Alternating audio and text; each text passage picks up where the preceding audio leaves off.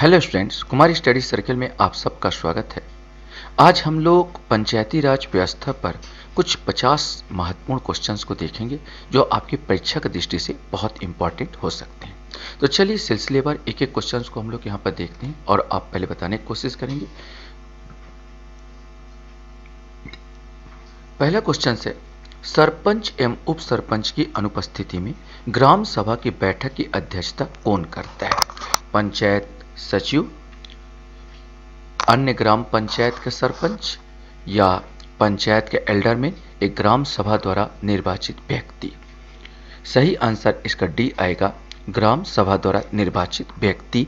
जब सरपंच ना हो, उप सरपंच ना हो, तो विशेष करके वरिष्ठ व्यक्ति जो ग्राम सभा द्वारा निर्वाचित होते हैं वो ग्राम सभा का क्या करते हैं? बैठक की अध्यक्षता करते हैं। ग्राम सभा बोले तो जिनका मतदाता में 18 वर्ष से ऊपर जिस गांव के लोग होते हैं, जिनका उम्र 18 वर्ष से ऊपर होते हैं और जिनका मतदाता सूची में नाम दर्ज होता है, वे सारे सारे ग्राम सभा से संबंधित होते हैं, ये ग्राम सभा के सदस्य होते हैं। ग्राम पंचायत की शिक्षा, स्वास्थ्य और सामाजिक कल्याण समिति के क्षेत्राधिकार में क्या सम्मिलित नहीं है? शालाओं का निरीक्षण, कृषि, मत्स्य पालन, परिवार कल्याण कार्यक्रम। सही आंसर बी आएगा, कृषि सम्मिलित नहीं है।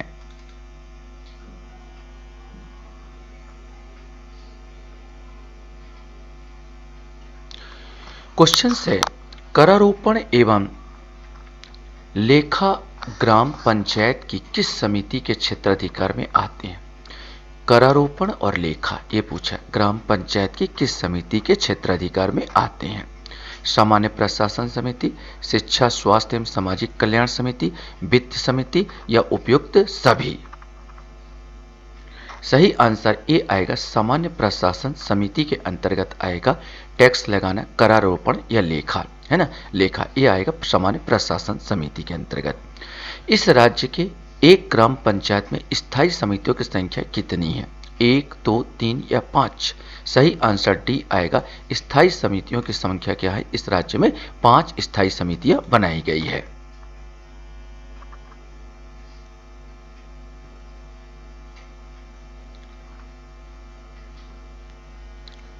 क्वेश्चंस आपके सामने आता है, इस राज्य ग्रामीण योजना कार्यों के प्रशासकीय स्वीकृति जारी करने का अधिकार किसको है? माने इस राज्य में ग्रामीण निर्माण योजना कार्यों के प्रशासकीय स्वीकृति जारी करने का अधिकार किसको है? कलेक्टर को, जिला पंचायत को, जनपद पंचायत को या राज्य शासन को? सही आंसर सी आएगा, जनपद पंचायत को। भारत के संविधान के 73वें संशोधन के अनुसार पंचायत के सदस्य का निर्वाचन हेतु न्यूनतम आयु कितनी निर्धारित है? 18 वर्ष, 20 वर्ष, 21 वर्ष या 25 वर्ष? सही आंसर सी आएगा, 21 वर्ष। मतदाताओं को तो आपको मालूम है 18 वर्ष होना चाहिए। लोकसभा में 25 वर्ष है, राज्यसभा में आपका 30 वर्ष है और विधानसभा में 25 वर्ष है। लेकिन जहां तक पंचायत सदस्य की बनना है, पंच बनना है, सरपंच बनना है, तो आपकी आयु कम से कम 21 वर्ष होनी चाहिए।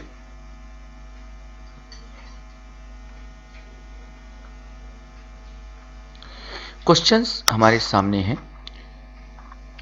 इस राज्य के पंचायत राज अधिनियम 1993 के अनुसार निम्न में से किसका प्रत्यक्ष निर्वाचन नहीं होता? सरपंच, पंच, उप सरपंच, जनपद पंचायत सदस्य। पंचों का भी होता है, सरपंच का भी हो रहा है और जनपद पंचायत सदस्य का, लेकिन उप सरपंच अपने में से, है ना, पंचों में से अपने में से निर्वाचित किया जाता है। पंचायतों के मत विवाद की दशा में विवाद का निपटारा अंततः किसके द्वारा किया जाता है? कलेक्टर द्वारा, राज्य शासन द्वारा, अनुविभागीय अधिकारी राजस्व द्वारा या जिला पंचायत द्वारा? जब भी दो पंचायतों का मत विवाद होगा तो इसका निपटारा राज्य शासन, कंडिका में कहा गया किसके द्वारा किया जाएगा? तो राज्य शासन द्वारा इसका निपटारा किया जाएगा।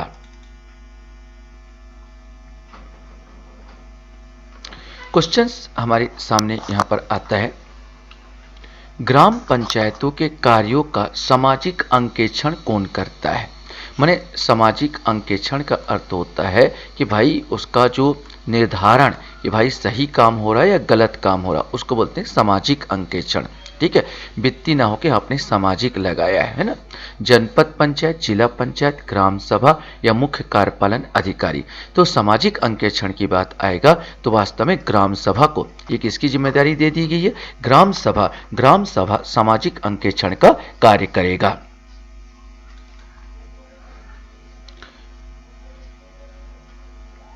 क्वेश्चंस हमारे सामने यहां पर आता है, इस राज्य के पंचायत राज अधिनियम 1993 की धारा 88 के तहत ग्राम पंचायतों के कार्यकलापों की जांच किसके द्वारा की जाएगी? माने ग्राम पंचायत जो काम कर रहा उसका जांच करना। पंचायत एवं समाज शिक्षा संगठन, आंतरिक अंकेक्षण एवं करारोपण अधिकारी, जिला अंकेक्षण या कलेक्टर द्वारा नामांकित कम से कम द्वितीय श्रेणी का अधिकारी। सही आंसर डी ही है, कलेक्टर द्वारा नामांकित कम से कम द्वितीय श्रेणी का अधिकारी इसका क्या कर सकता है? पंचायतों कार्यकलापों की जांच और निरीक्षण कर सकता है। जिला पंचायत का नियंत्रण कौन करता है? संचालक पंचायत, मुख्य कार्यपालन अधिकारी, जनपद पंचायत अध्यक्ष या जिला पंचायत अध्यक्ष। सही आंसर ए आएगा, संचालक पंचायत जो है जिला पंचायत का नियंत्रण करता है।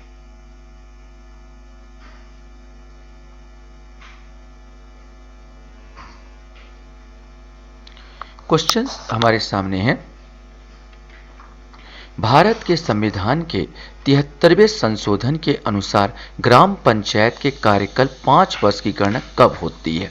यहाँ पर माने उनका जो कार्यकाल जो 5 वर्ष है वो कब से स्टार्ट होगा? चुनाव तिथि से, ग्राम पंचायत के प्रथम सम्मेलन तिथि से, ग्राम सभा के प्रथम सम्मेलन तिथि से या चुनाव परिणाम के प्रकाशन तिथि से? सही आंसर सी आएगा, ग्राम सभा के प्रथम सम्मेलन की तिथि से।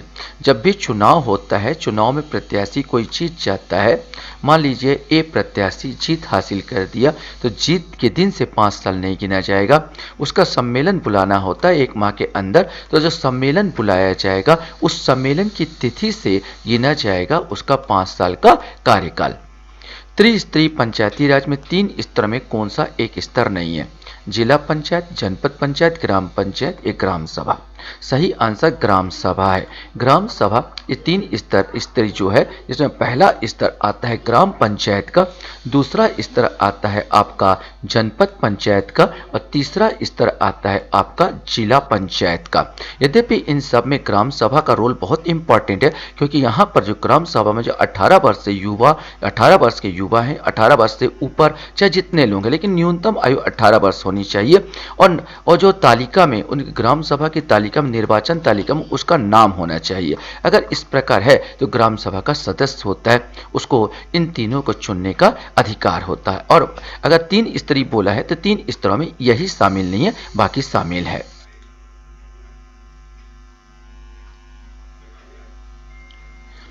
नेक्स्ट क्वेश्चन हमारे सामने आता है, निम्नानुसार उल्लेखित में कौन सा कृत ग्राम पंचायतों को कार्यों में सम्मिलित नहीं है? स्वच्छता एवं सफाई, ग्रामीण सड़कों एवं पुलों का निर्माण और अनुरक्षण, कानून व्यवस्था, जन्म मृत्यु विवाह पंजीयन संबंधी अभिलेखों का संधारण। देखो कोई भी चीज़ तो सिंपल सी है, कानून व्यवस्था ग्राम पंचायतों का काम नहीं है। ग्राम पंचायत साफ सफाई करे, ग्रामीण को सड़कों एवं पुलों का निर्माण करे, जन्म मृत्यु विवाह का पंजीयन करे, लेकिन कानून व्यवस्था ऐसा कुछ भी नहीं है। कानून व्यवस्था का काम कार्यपालिका का होगा, विशेष करके आपका बोला जाएगा पुलिस का रहता है। जनपद पंचायत में कितने निर्वाचन क्षेत्र होते हैं? न्यूनतम 10, अधिकतम 25, न्यूनतम 15, अधिकतम 25, न्यूनतम 20, अधिकतम 30, न्यूनतम 10, अधिकतम निर्धारित नहीं। सही आंसर 15 का ए आएगा, न्यूनतम 10 और अधिकतम कितने होते हैं? 25 होते हैं। अगर ग्राम पंचायत बोलता न्यूनतम 10, ग्राम पंचायत में न्यूनतम 10 होता और अधिकतम हो जाता 20 हो जाता है। क्योंकि जनपद बोला है तो न्यूनतम सब में 10 है, अधिकतम 5 बढ़ जाएंगे, 25 तक हो सकते हैं। अगर यहीं पर जिला की बात करता तो न्यूनतम 10 होते और अधिकतम कितने होते? अधिकतम 35 होते। ये कंडिका में दिया गया है।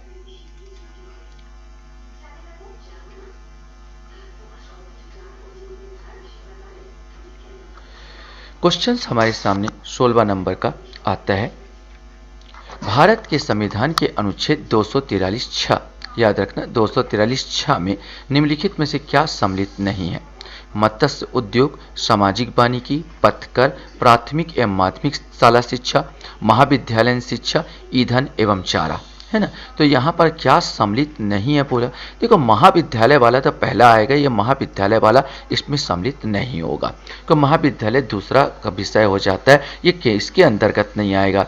क्या बोल रहे हैं, पंचायती राज के अंतर्गत ये नहीं आएगा। पहली बात तो ये हो जाएगा कि यहाँ पर 5 नहीं आएगा। और पथकर वाला भी होता है, ये राज्य सरकार का विषय होता है, जो चुंगी कर लेते हैं, पथ कर लेते हैं, एक ये ग्राम पंचायतों को नहीं दिया गया। माने इसमें बाकी मत्स्य उद्योग, सामाजिक वानिकी, प्राथमिक एवं माध्यमिक शाला शिक्षा, इसका जांच करें, ईंधन एवं चारा गाय भैंसों के लिए, ये सारी चीज जो है इनके अंतर्गत आते हैं। लेकिन 3 और 5 माने पथकर और महाविद्यालय शिक्षा माने डी वाला नहीं आएगा।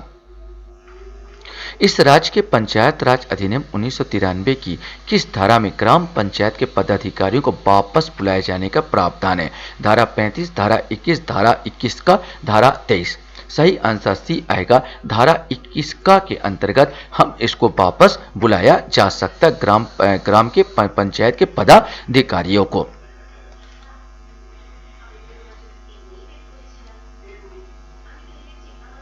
क्वेश्चंस हमारे सामने यहां पर आता है, गैर अनुसूचित क्षेत्रों की ग्राम सभा के सम्मेलन की गण पूर्ति का मापदंड क्या है? देखो गैर अनुसूचित क्षेत्र, मैं अनुसूचित क्षेत्र की बात नहीं हो रहा, गैर अनुसूचित माने सामान्य ना, ग्राम सभा के सम्मेलन, ग्राम सभा के सम्मेलन की बात किया जा रहा, जहां पर क्या होगा, 18 वर्ष से ऊपर के लोग सम्मेलन में इकट्ठे होंगे और जिनका मतदाता सूची में नाम दर्ज होगा। कुल सदस्यों का आधी संख्या, कुल सदस्यों का 1/3 संख्या, कुल सदस्यों का दशमांश जिसमें आधी संख्या महिलाएं की हो, कुल सदस्यों का दशमांश जिसमें 1/3 से अन्यून महिला सदस्य हो। तो ग्राम सभा जितने लोग होंगे, मतलब अगर ग्राम सभा में 100 लोगों का नाम दर्ज है तो कम से कम 10, 1/10 माने 1/10 मतलब ये हो जाता है कम से कम 10 सदस्य तो रहे उसमें से, और उसमें भी है कम से कम 1/3 क्या हो, क्या महिला हो, मतलब 3, इसमें 7 पुरुष और ऐसे 10 उपस्थित, 3 कम से कम महिला होनी चाहिए, यह अन्यून, इससे कम नहीं चलेगा, है ना। तो ये हो जाता है ग्राम सभा का, मतलब आंसर आपका डी आएगा। इस राज्य के ग्राम पंचायत की 1/3 समिति में विषय विशेषज्ञ के रूप में कितने सदस्य संयोजित किए जा सकते हैं? कोई नहीं, 1 सदस्य, 2 सदस्य या 3 सदस्य। सही आंसर सी आएगा, 2 सदस्य।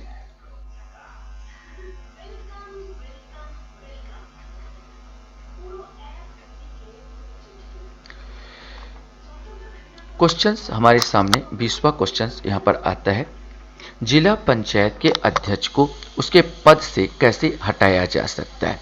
काम है जिला पंचायत के 3/4 बहुमत से पारित अविश्वास प्रस्ताव द्वारा, 2/3 बहुमत से पारित अविश्वास प्रस्ताव द्वारा, साधारण बहुमत से पारित अविश्वास प्रस्ताव द्वारा, उपयुक्त में से कोई नहीं। पहली बात तो यार, जिला पंचायत हो, जनपद पंचायत हो, सरपंच हो, ये सब के लिए कोई अविश्वास प्रस्ताव लाने की आवश्यकता नहीं होती। 3/4, 2/3 यहाँ पर साधारण बहुमत से पारित अविश्वास प्रस्ताव, तो इसमें से ये कोई नहीं आएगा, मतलब उपयुक्त में से कोई नहीं आएगा।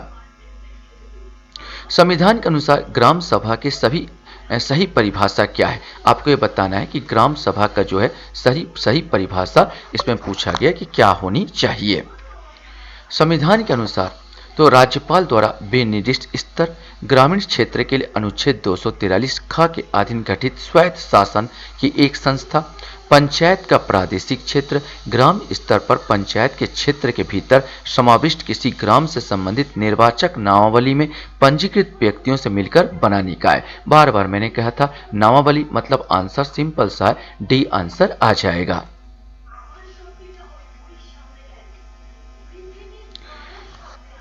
क्वेश्चंस हमारे सामने यहाँ पर आता है, निम्नलिखित में से कौन पंचायत की संरचना के बाबत उपबंध करने का अधिकृत है? माने यहाँ पर बोला निम्नलिखित में से कौन पंचायत के संरचना के बाबत उपबंध नियम कानून कौन बना सकता है? राज्य का राज्यपाल, राज्य का विधानमंडल, भारत का संसद या भारत का राष्ट्रपति। सही आंसर बी आएगा, राज्य का विधानमंडल। पंचायती राज राज्य का विषय है, जब राज्य का विषय है तो कौन बनाएगा? राज्य का विधानमंडल इसमें कानून बना सकता है। यहाँ पर आपके सामने क्वेश्चंस है, ग्राम पंचायत के विषय में क्या सही नहीं है, ये आपको बताना है। ग्राम पंचायत में अधिकतम 20 पंच हो सकते हैं। ग्राम पंचायत में यदि 15 पंच निर्वाचित है तो 5 पंच मनोनीत किए जाते हैं। जनपद पंचायत अध्यक्ष 5 पंचों को नामांकित करता है। ग्राम पंचायत में 10 पंच भी हो सकते हैं। पंचों के निर्वाचन समान मत आने पर लाटरी द्वारा निर्णय होता है और मनोनीत सदस्य बैठक में भाग लेते और मतदान कर सकते हैं। तो ग्राम पंचायत में अधिकतम मैं पहले ही बता चुका हूं, न्यूनतम 10 और अधिकतम कितनी होगी, अधिकतम 20 होगी। तो मतलब पहला कंडिका तो सही बता रहा है। ग्राम पंचायत में यदि 15 पंच निर्वाचित है तो 5 मनोनीत किए जाते, ऐसा कोई भी उल्लेख नहीं है। जनपद पंचायत के अध्यक्ष 5 पंचों को नामांकित करते, ये भी उल्लेख नहीं है। ग्राम पंचायत में 10 पंच हो सकते हैं, बिल्कुल न्यूनतम संख्या पहले ही बताया 10 हो सकता है। पंचों के निर्वाचन में सामान्य मत आने पर लाटरी द्वारा निर्णय होता, बिल्कुल कहा गया है। मनोनीत सदस्य बैठक में भाग लेते, मतदान, बिल्कुल मतदान का अधिकार नहीं है। मतलब इसमें कंडिका 2, 3 और 6, 2, 3 जो 6 होगा ये नहीं होगा। मैंने आंसर यहाँ पर सी आएगा, 2, 3, 6, मैंने 23 का आंसर सी हो जाएगा। आजकल पीएससी में इस टाइप के क्वेश्चंस बहुत ज़्यादा उठाए जा रहे हैं, मतलब आपको पूरा ज्ञान होना चाहिए।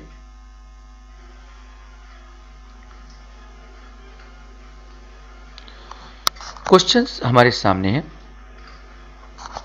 पंचायत राज विषय है समवर्ती सूची का, केंद्र सूची का, राज्य सूची का या शेष अधिकार सूची का।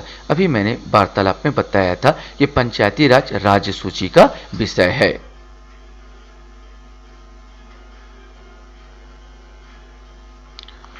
क्वेश्चंस हमारे सामने हैं। पंचायतों के चुनाव कराने हेतु निर्णय किसके द्वारा लिया जाता है? केंद्र सरकार, राज्य सरकार, जिला न्यायाधीश, चुनाव आयोग। नो डाउट जब राज्य सूची का विषय है तो निर्णय भी कौन करेगा? राज्य सरकार करेगा ना। तो 25 का आंसर आपका बी आएगा। निम्नलिखित में से कौन एक पंचायतों से संबंधित नहीं है? राज्य निर्वाचन आयोग पंचायतों का चुनाव संपादित करेगा। संविधान का 74वां संशोधन अधिनियम, सभी पंचायतों का कार्यकाल 5 वर्ष निर्धारित होगा। एक पंचायत के भंग होने के 6 माह के अंदर नया चुनाव कराया जाएगा। तो यहाँ पर जो बी वाला सिंपल सा कंडिका नजर आ रहा है ये गलत है। 74वां संविधान, ये तो 73वां संविधान संशोधन के अंतर्गत आएगा, न कि 74वां संविधान संशोधन के अंतर्गत।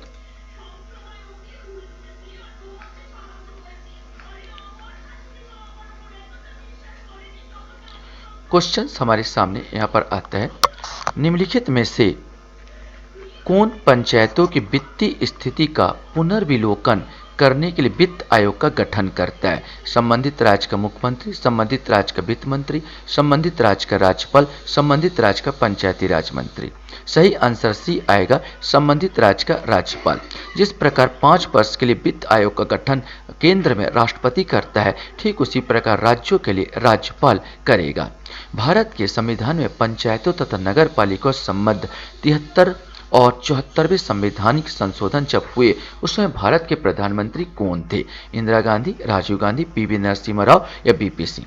सही आंसर सी आएगा, पीवी नरसिम्हा राव। मनमोहन सिंह उस समय वित्त मंत्री थे और पीवी नरसिम्हा राव उस समय प्रधानमंत्री थे। राजीव गांधी की डेथ हो चुकी थी। क्वेश्चंस आपके सामने है। पंचायत चुनाव में अनुसूचित जातियों के लिए पदों का आरक्षण किस राज्य में लागू नहीं होगा? उत्तर प्रदेश, असम, अरुणाचल प्रदेश या हरियाणा। सही आंसर सी है, अरुणाचल प्रदेश।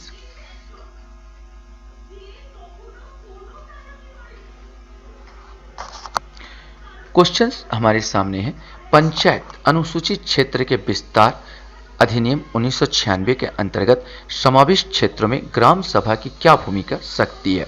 ग्राम सभा के पास अनुसूचित क्षेत्रों में भूमि हस्तांतरण रोकने की शक्ति होती है।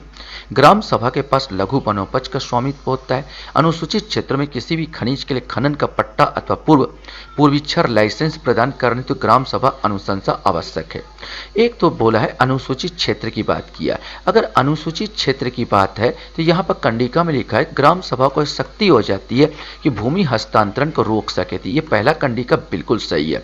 सामान्य की बात हो तो नहीं होगी सामान्य, लेकिन अनुसूचित क्षेत्र होगा तो जरूर ये कंडिका में लिखा है कि अनुसूचित क्षेत्र में भूमि हस्तांतरण को रोकने की शक्ति ग्राम सभा के पास हो जाती है और ग्राम सभा के पास लघु वनोपज का स्वामित्व भी हो जाता है। लेकिन जहाँ खनन की बात है तो इसमें वैसा कोई कंडिका में नहीं लिखा है, मतलब तीसरा वाला गलत है। तो सही 1 और 2 होगा।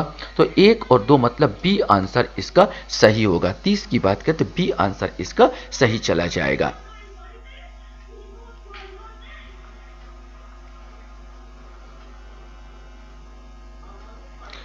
एक और क्वेश्चन हमारे सामने यहां पर उठता है।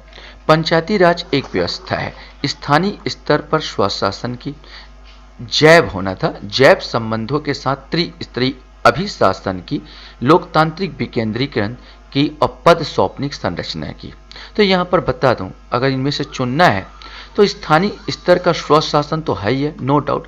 जैव संबंधों का त्रिस्तरीय अभिशासन बिल्कुल सही है। ग्राम स्तर जैव संबंध माने व्यक्तियों के बीच संबंध, ग्राम ग्राम ग्राम पंचायत, जनपद पंचायत और जिला पंचायत माने 2 भी आएगा। लोकतांत्रिक विकेंद्रीकरण बिल्कुल है भाई, लोकतांत्रिक विकेंद्रीकरण है।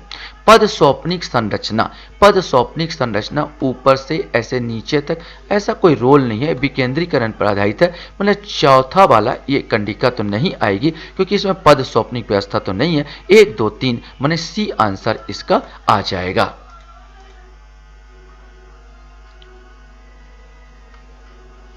क्वेश्चंस काफ़ी बड़े हैं, यहाँ पर हमको इसमें से देखना पड़ेगा और लेने की कोशिश कर रहे हैं हम लोग यहाँ पर कि ग्राम सभा के विषय में क्या सही नहीं है। ग्राम सभा की बैठक में 1/10 गणपूर्ति आवश्यक है। ग्राम सभा की बैठक में 1/3 महिलाओं का, अब देखो क्वेश्चन 2 बार पढ़ लिया करो, हमको सही नहीं है पता करना है ना, पहले एक बार पढ़ लेते हैं। ग्राम सभा की बैठक में 1/3 महिलाओं की उपस्थिति आवश्यक है। गणपूर्ति के लिए सरपंच और पंच उत्तरदायी है। गणपूर्ति न होने पर ग्राम सभा की बैठक स्थगित की जा सकती है। स्थगित सम्मेलन में भी गणपूर्ति आवश्यक है। स्थगित सम्मेलन में गणपूर्ति न होने पर भी बजट पारित किया जा सकता है। स्थगित सम्मेलन में गणपूर्ति न होने पर भी लेखा परीक्षा प्रतिवेदन पारित किया जा सकता है। यदि ग्राम सभा का लगातार 5 बैठकों की गणपूर्ति न हो तो सरपंच को पदच्युत किया जा सकता है। गणपूर्ति का मतलब होता है एक चीज, मान लिया जाए आपके पास 100 वो है सदस्य हैं। अब 100 में से अगर मान लिया जाए मात्र उस दिन 5 हाजिर हो और 95 नहीं हाजिर, गैर हाजिर हो, तो आप बोलोगे यार 5 में क्या कराऊंगा, हटाओ इसका। इसलिए प्रत्येक, चाहे लोकसभा हो, राज्यसभा हो, विधानसभा हो, सब में पंचायती राज हो, बोल दिया गया कम से कम 1/10 माने कम से कम 1/10 का क्या होना चाहिए, होना ही चाहिए। तो ग्राम सभा का बैठक गणपूर्ति ये तो सही है, कितना होना चाहिए, 1/10 होना चाहिए। उसमें भी इसमें बोला गया है कि 1 क्या होनी चाहिए, कम से कम महिला होनी चाहिए। कम से कम की बात कर रहे हैं, अधिक से अधिक अच्छी बात है, जितने आ जाए कोई प्रॉब्लम नहीं है। तो ग्राम सभा का जो बैठक लगेगी उसमें 1/3 महिला होगी, ये भी सही है। इसी को गणपूर्ति कहा जाता है। गणपूर्ति के लिए सरपंच और पंच उत्तरदायी, बिल्कुल सही है, दोनों उत्तरदायी है। गणपूर्ति न होने पर ग्राम सभा की बैठक स्थगित की जा सकती है, बिल्कुल। जब नहीं हो रही है, 100 लोग आने हैं, 5 लोग आए हैं, 4 लोग आए हैं, 10 भी नहीं आए हैं, तो मान के चलिए स्थगित होगा। स्थगित सम्मेलन में गणपूर्ति आवश्यक, हाँ, स्थगित सम्मेलन अगर स्थगित कर दिया गया एक बार, फिर बुलाया जाता है सरपंच और उप सरपंच द्वारा, और इस बार भी अगर नहीं आए तो फिर ऐसे ही करवा लिया जाएगा। स्थगित सम्मेलन में गणपूर्ति आवश्यकता नहीं है, आवश्यक है बोला है, जबकि आवश्यकता नहीं है, माने ये कंडिका गलत है। स्थगित सम्मेलन गणपूर्ति न होने पर भी बजट पारित किया जा सकता, हाँ, जब स्थगित सम्मेलन गणपूर्ति नहीं हो रही तो उस समय बजट पारित नहीं किया जाएगा, जबकि इसमें बोला बजट पारित किया जा सकता, मतलब ये कंडिका गलत है। स्थगित सम्मेलन में गणपूर्ति न होने पर भी लेखा संपरीक्षा प्रतिवेदन पारित किया जा सकता, बिल्कुल नहीं किया जा सकता। तो 5 6 7 तो टोटली गलत है। यदि ग्राम सभा में लगातार 5 बैठकों में गणपूर्ति न हो तो सरपंच को पदच्युत किया जा सकता, हाँ, किया जा सकता, कंडिका कहा जाए। तो इसमें आंसर लेते वक्त हमको देखना होगा 5 और 6 और 7 किसमें दिया है, जो कि आंसर गलत होगा। तो यहां पर हमको डी आंसर हमको मिल जाता है इसका 5 6 और 7, इसमें डी आंसर हमारे साथ लगाएंगे कि डी आंसर ये आपका आ गया 5 6 7, माने ये वाला आंसर इसमें आ जाएगा।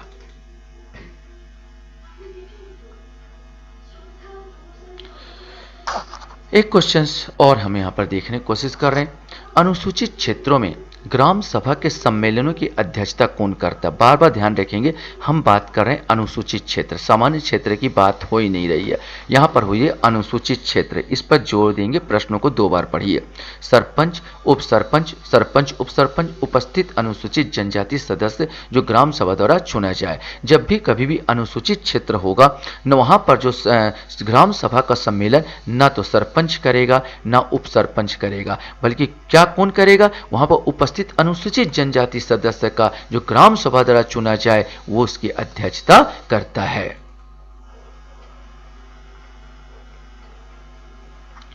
क्वेश्चंस हमारे सामने हैं। पंचायती राज व्यवस्था का मूल उद्देश्य क्या सुनिश्चित करना है? विकास में जन भागीदारी, राजनीतिक जवाबदेही, लोकतांत्रिक विकेंद्रीकरण, वित्तीय संग्रहण। अब इसमें अपने को देखना होगा तो विकास की जन भागीदारी, ये तो पहला तो है ही है भाई। पंचायती राज का तो वही है कि जन जन हमसे मिले, जन जन हमसे जुड़े, माने विकास का जन भागीदारी होगा। राजनीतिक जवाबदेही नहीं है भाई, लोकसभा थोड़ी है या अपना लोकसभा के प्रति प्रधानमंत्री थोड़ी कि लोकसभा के प्रति जवाबदार रहेगा। यहाँ पर लोकतांत्रिक विकेंद्रीकरण तो हम कर ही रहे हैं, वित्तीय संग्रहण इसको भी नहीं कर हमको संग्रहण करने की अनुमति भी नहीं है। मतलब 1 और 3 सही है, माने यहाँ पर सी आंसर आ जाएगा 1 और 3।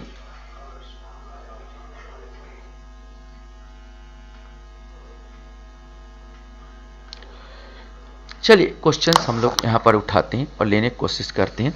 पंचायती राज से संबंधित निम्नलिखित कथनों में से कौन सा सही नहीं है? सही नहीं है, फिर बार बार बोला, इसमें कौन सा सही नहीं है बताना है।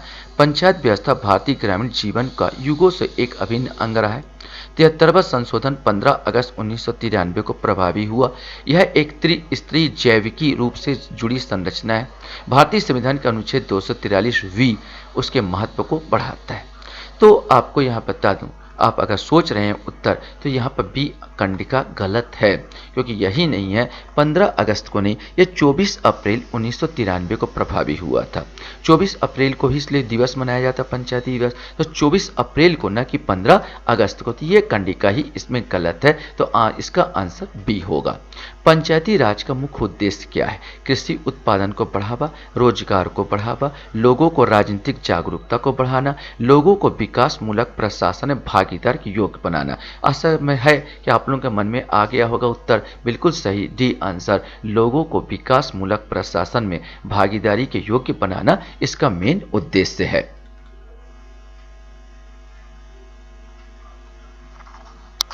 क्वेश्चंस हमारे सामने यहाँ पर उठ के आता है। सफलतापूर्वक कार्य हेतु पंचायती राज को पूरे सहयोग की जरूरत पड़ती है। स्थानीय जनता की, केंद्रीय सरकार की, नौकरशाही की, राजनेताओं की। वास्तव में सफलतापूर्वक कार्य के लिए हमको स्थानीय जनता की जरूरत पड़ती है, हमारे कार्य में सहयोग करे। बलवंत राय मेहता समिति ने किस प्रकार के पंचायती राज व्यवस्था की अनुशंसा की थी? द्विस्तरीय, त्रिस्तरीय, ग्राम स्तरीय या इनमें से कोई नहीं? सही आंसर बलवंत राय मेहता ने ही त्रिस्तरीय पंचायती राज सुझाया था।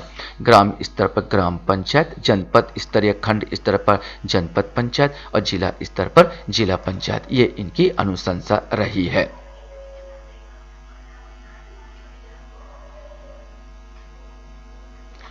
क्वेश्चन हमारे सामने यहाँ पर आता है। निम्नलिखित राज्यों में से किसने बलवंत राय मेहता समिति की सिफारिश के अनुसार पंचायती राज व्यवस्था स्थापित की थी? उत्तर प्रदेश, आंध्र प्रदेश, राजस्थान, तेलंगाना। सही आंसर राजस्थान आएगा। नागौर में 2 अक्टूबर 1959 में ही राजस्थान के एक जिला नागौर था, जहां 2 अक्टूबर 1959 में पंडित जवाहरलाल नेहरू ने यहां पर उद्घाटन किया था पंचायती राज का। जस्ट उसी के बाद दूसरा जो पंचायती राज 11 अक्टूबर की बात किया जाए, वो आंध्र प्रदेश में स्टार्ट हुआ था, लेकिन पहला नाम आएगा राजस्थान का। क्वेश्चंस हमारे सामने यहाँ पर एक और आता है। पंचायती राज से संबंधित निम्न समितियों को कालक्रम से व्यवस्थित कीजिए और नीचे दिए गए कूट होना चाहिए था, कूट से सही उत्तर चुनिए। JBK राव समिति, LM सिंघवी समिति, बलवंत मेहता समिति, अशोक मेहता समिति।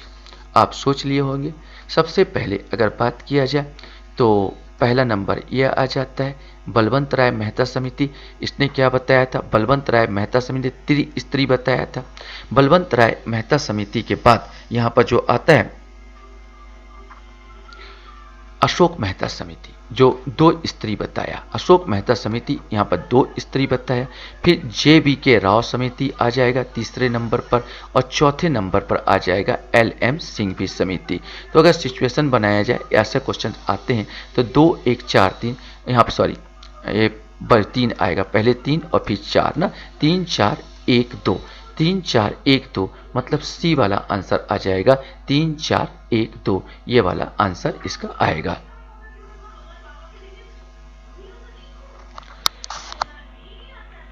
क्वेश्चंस हमारे सामने है। अशोक मेहता समिति ने पंचायत राज के लिए किस प्रतिमान की संस्तुति की थी? 1 स्त्री, 2 स्त्री, 3 स्त्री, 4 स्त्री। अभी मैं बता चुका हूं कि अशोक मेहता ने 2 स्त्री बताया था, बलवंत राय मेहता ने 3 स्त्री बताया था। पंचायत राज को संवैधानिक स्थिति प्रदान करने की संस्तुति निम्न में से किस कमेटी द्वारा की गई?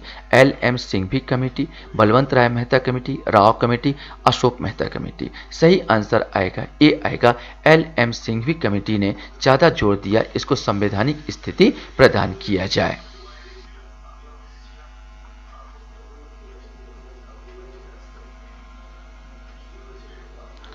क्वेश्चंस हमारे सामने 43वां आता है।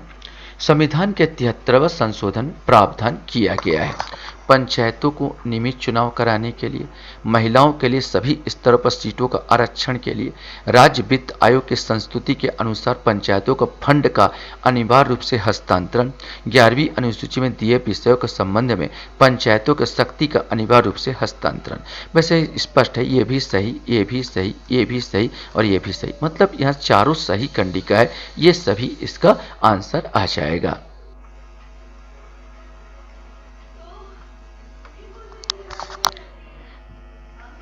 क्वेश्चंस यहां पर हमारे सामने आता है। भारतीय संविधान की 11वीं अनुसूची में पंचायतों के लिए कुल कितने विषय निर्धारित किए गए? कॉमन क्वेश्चन है। 27, 28, 29 या 30? सही आंसर सी आएगा, 29 विषय शामिल किए गए।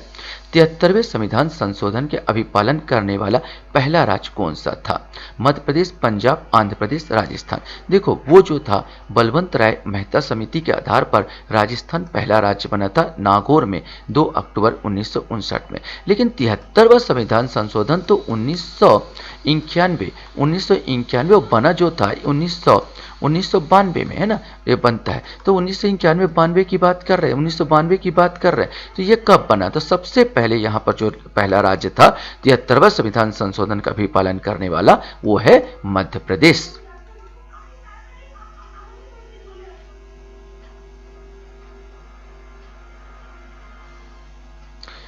नेक्स्ट क्वेश्चन हमारे सामने यहाँ पर आता है। भारत में महिलाओं के लिए स्थान आरक्षित है पंचायती राज संस्थाओं में, राज्य विधानसभाओं में, लोकसभा में या इन सभी में? सही आंसर इसका आएगा पंचायती राज संस्थाओं में। केवल महिलाओं के लिए जो आरक्षण की व्यवस्था किया गया वो पंचायती राज संस्थाओं में सभी स्तरों पर किया गया। लोकसभा में आरक्षण तो जरूर है लेकिन महिलाओं के लिए नहीं, और राज्य विधानसभाओं में भी आरक्षण जरूर है, महिलाओं के लिए नहीं है। संविधान के अंतर्गत पंचायतों में महिलाओं को 1/3 प्रतिनिधित्व की गारंटी कौन सा अनुच्छेद देता है? अनुच्छेद 243 का, अनुच्छेद 243 का, अनुच्छेद 243 चा या अनुच्छेद 243 छा? सही आंसर अनुच्छेद 243 घ अर्थात डी आएगा। मैं इसको याद करवाया था, मेरे एक आपका वीडियो मिल जाएगा जिसमें किस प्रकार शॉर्ट ट्रिक से हम ये सब अनुच्छेदों को याद करें। तो डी मैंने डायरेक्शन होता, मेरे को ये सीट चाहिए, मैंने स्थानों के लिए मैं डायरेक्शन करूंगा, ऐसे करके याद करेंगे तो डी जब भी आएगा। वैसे इंग्लिश आपको इंग्लिश वर्जन में मिलेगा, इसमें घा समझ में नहीं आया तो डी करके याद करना। तो ये आरक्षण की व्यवस्था करता है। क्वेश्चंस हमारे सामने यहां पर आता है।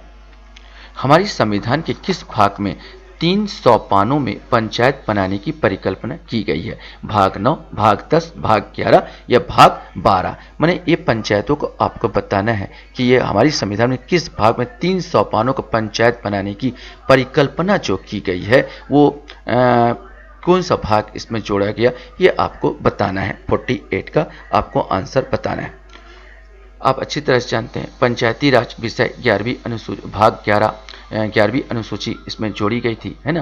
तो 11वीं अनुसूची नहीं पूछ रहा है, ये पूछ रहा है भाग पूछ रहा है ना, कौन से भाग में। तो भाग पर आएगा तो भाग 9 की बात आ जाएगी ना, भाग 9 में ना, याद रखेंगे। अनुसूची बोलता तो 11वीं अनुसूची थी, लेकिन भाग बोल रहा तो भाग 9 इसमें आएगा।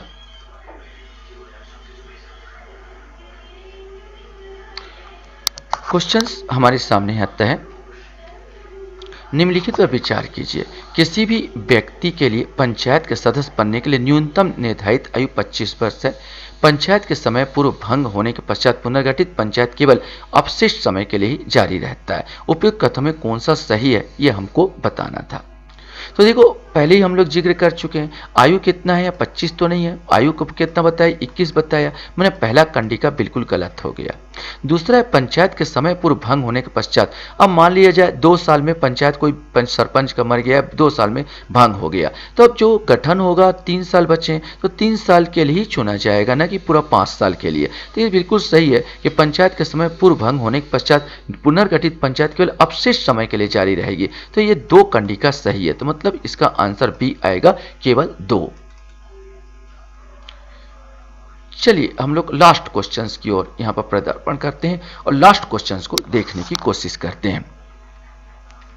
लास्ट क्वेश्चन हमारे सामने है, राज्य वित्त आयोग का गठन भारतीय संविधान के अंतर्गत किया जाता है। तो राज्य वित्त आयोग का गठन की बात कर रहा है, तो देखो 243H, अनुच्छेद 243I, अनुच्छेद 243J, अनुच्छेद 243K। सही आंसर इसका है अनुच्छेद 243I। मैंने कहा था वित्त मने होता है पैसा और आई मने होता है इनकम, ऐसे करके याद करना। तो 243I के अनुसार बात करूं तो राज्य वित्त आयोग ना, वित्त आयोग का गठन 243I के अनुसार किया जाएगा। आशा करता हूं ये वीडियो भी आपको अच्छा लगा होगा। आप लोग मेरा वीडियो वॉच करते हो इसके लिए धन्यवाद। Thank you very much.